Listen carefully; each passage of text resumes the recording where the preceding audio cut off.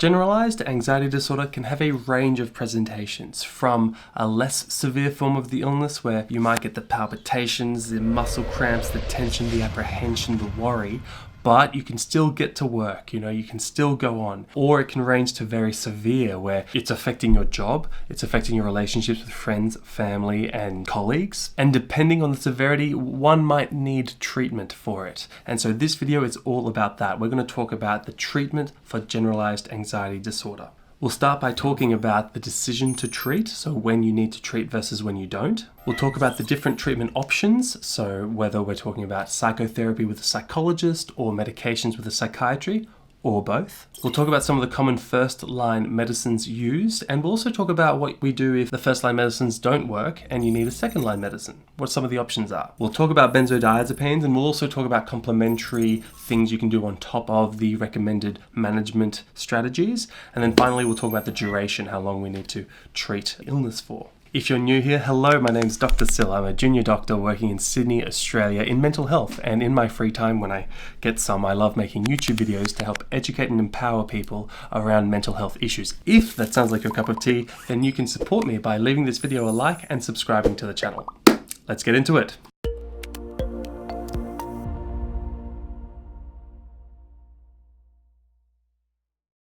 Now, an important note to make is that this video is for generalized anxiety disorder. So that means someone has been diagnosed with it. To get a diagnosis, you need to talk to a mental health professional or a psychiatrist. You cannot diagnose yourself on YouTube or on the internet. It is far too complex a thing in mental health to get a diagnosis. Sometimes you need to meet with a mental health professional multiple times and be observed over time to establish a diagnosis. Not only that, but it's important that you see a mental health professional in case there are other diagnoses, like comorbid diagnoses. It's very common in mental health that one might have generalized anxiety disorder and agoraphobia, and a substance use disorder.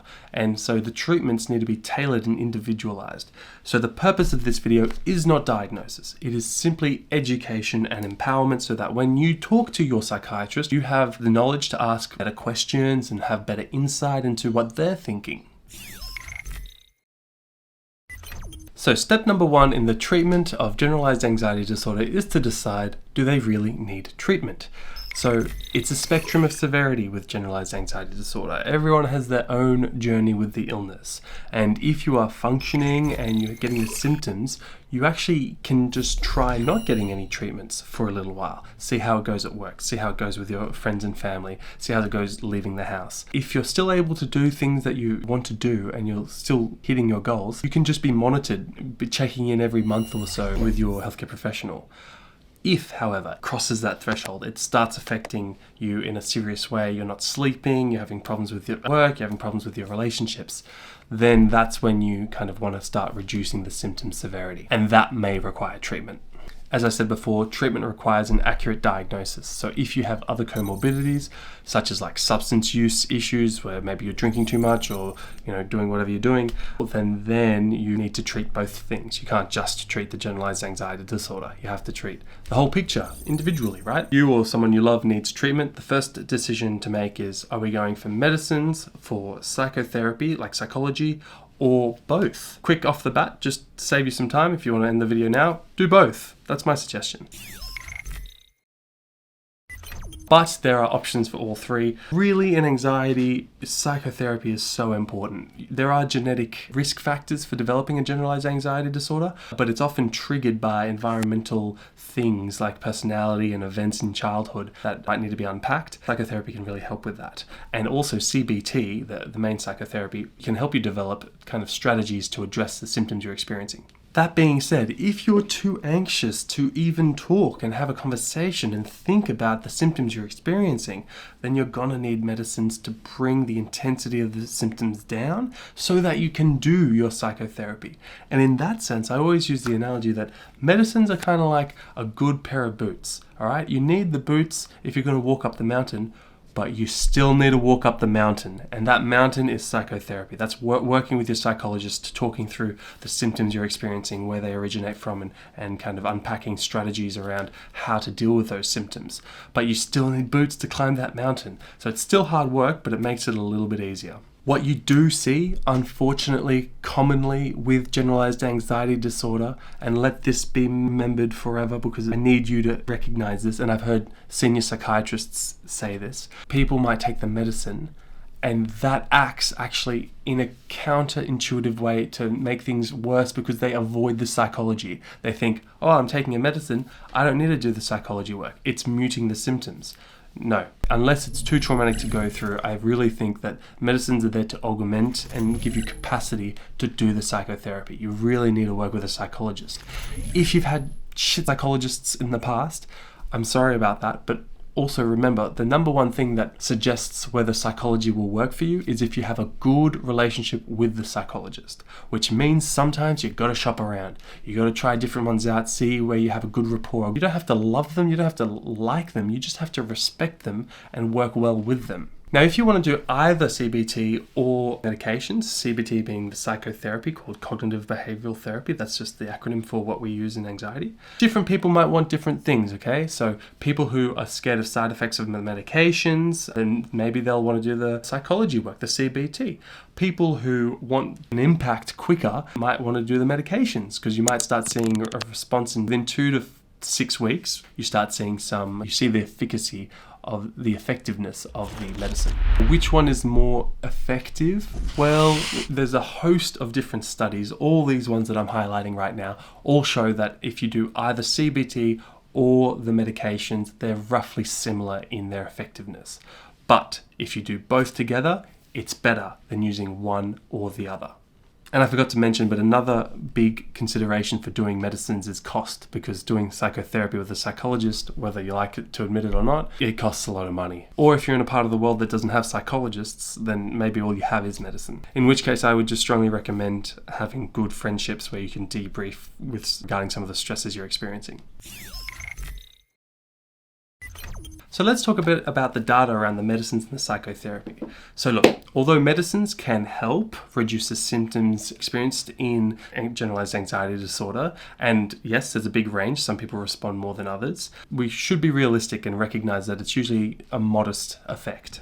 So this meta-analysis, analysing 89 trials with over 25,000 individuals with generalized anxiety disorder, compared treatment of over 20 different anxiolytic drugs compared to placebo. They found an improved anxiety symptoms, but only modestly, about 4 points on the Hamilton Anxiety Rating Scale, which is a 56-point scale. Now, how do I interpret that? Look, the way that I see it is it's definitely worth trying medications to help with your anxiety. It's not going to be the amazing silver bullet that just fixes all the problems. It's going to be part of a multimodal strategy to fix the mental health problem. And I guess it comes down to this. Mental health problems are complicated in cause. There's multiple different things that lead to a cause of a mental illness. And so guess what? The treatment's going to be complicated and going to need multiple different modalities, different strategies to fix it. If the cause is complex, the treatment is usually complex too.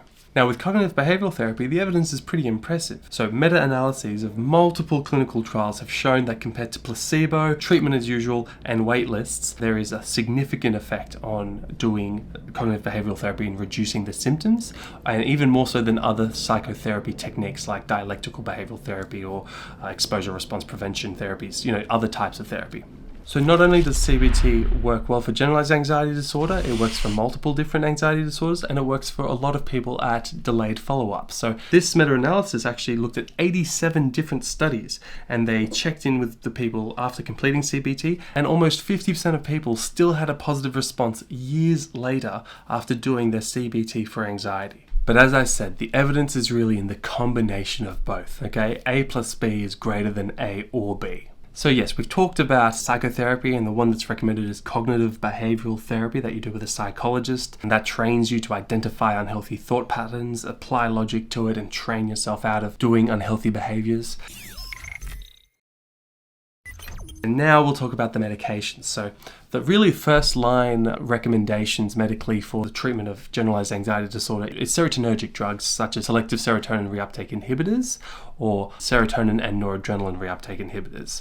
So the selective serotonin reuptake inhibitors are things like fluoxetine, citalopram, escitalopram. These work modestly well for a first try, but they have different side effect profiles. Because if someone is sensitive to weight gain, they would avoid citalopram but try fluoxetine. But individuals who are worried about the sexual dysfunction, you would avoid paroxetine and try duloxetine. And look, please don't stress if the first medicine doesn't work. There are so many other options. We have algorithms to follow with lots of different options. So just because fluoxetine doesn't work, then we can try a SNRI, something like venlafaxine. And if that doesn't work, that's okay. There's other things we can try. There are atypical antidepressants now being used as second or third line, like mirtazapine, and that works particularly well. If someone is not eating or not sleeping, mirtazapine can help you fall asleep better. It can also help you get your appetite back. Agomelatine's another new one that's finding its feet. It's not a serotonergic drug. It actually works on a sleep-wake melatonin circadian rhythm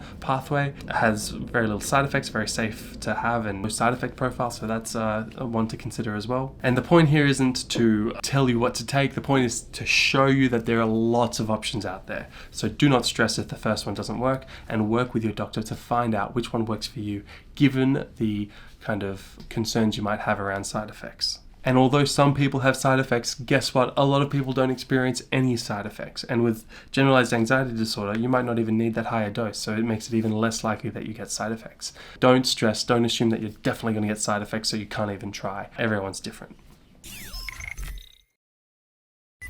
Now, if a single agent therapy doesn't work, there are options to augment SSRIs or SNRIs with other medicines.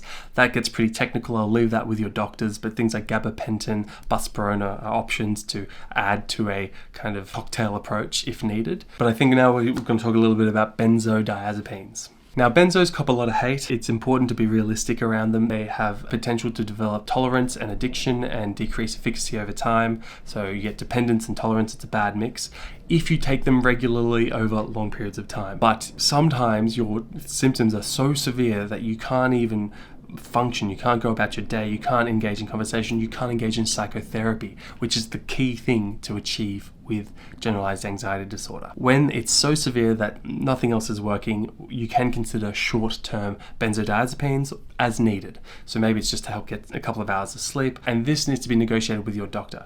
But it is very nuanced discussion, and some people shouldn't have them. And so I can't tell you if you need them or not, or if you should have them or not. And if you talk to anyone who's developed a tolerance to benzodiazepines or become addicted to benzodiazepines, they'll tell you that coming off of benzos is one of the hardest things they've ever done in their life, if they've achieved it, because it's really, really hard. The symptoms are horrible, so you do want to avoid it. That being said, if you and your healthcare professional decide that it's right for you and you're taking them for less than a month, or you're taking them on an as-needed basis, then please don't stress. Just check in frequently with your healthcare provider around the effectiveness, and if you're finding that it's decreasing in effectiveness, let them know.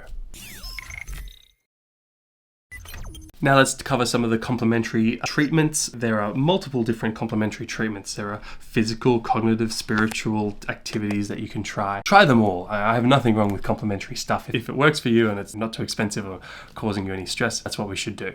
So I guess the things that do have evidence are things like exercise. So high intensity interval training has good evidence to suggest it helps with anxiety.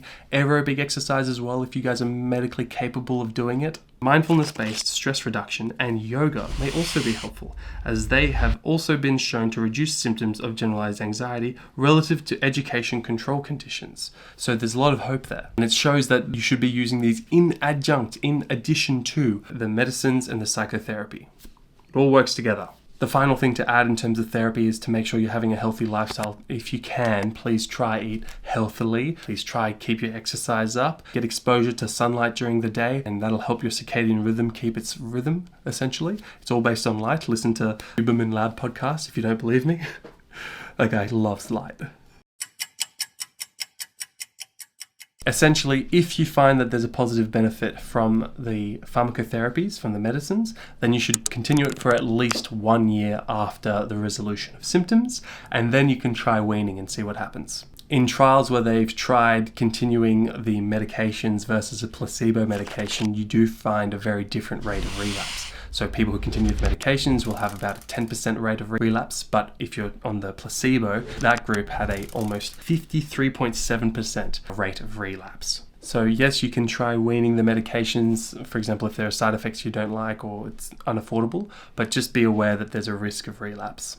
So I guess it's a good point now to say that the medications do not cure anxiety disorder, they just mute the symptoms while you experience it, and the psychotherapy is really where you have to do the work to kind of get to the core of it. In terms of how long to do the cognitive behavioral therapy for, usually around 10 to 15 sessions is average, but it kind of depends on the individual and it's up to the psychologist to kind of gauge that.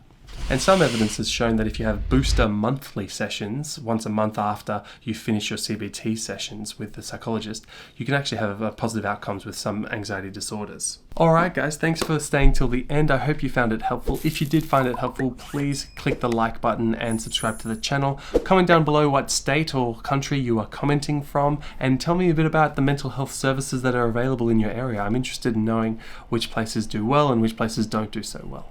You can follow me on Instagram at Dr. Windowsill. I'm on TikTok, Instagram, Twitter, I'm on everything. So if you want to join me, please do. And I wish you all an absolutely beautiful day, and I'll see you in the next video. Bye for now.